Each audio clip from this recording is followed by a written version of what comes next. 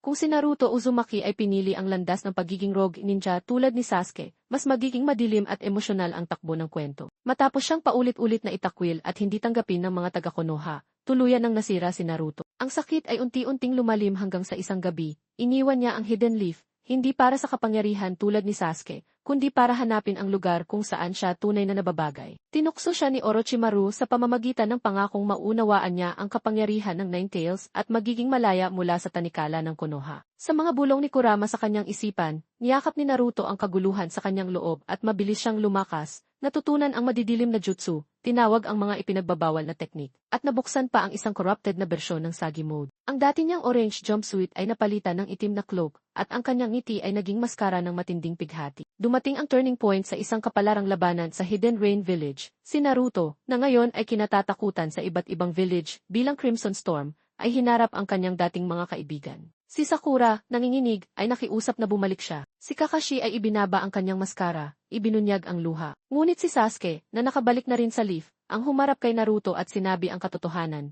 umalis ako para sa paghihiganti. Ikaw, umalis ka kasi sumuko ka. Ang labanan nila ay yumanig sa buong paligid. Chidori laban sa isang berserk, Rasengan na puno ng demonic chakra. Sa huli, nag-alinlangan si Naruto, tumitig sa mga mata ni Sasuke, at nakita ang parehong sakit na matagal niyang iniiwasan. Ang sandaling iyon ng pagdadalawang isip ay maaaring maging simula ng kanyang pagtubos, o tuluyan ng pagbagsak sa kadiliman.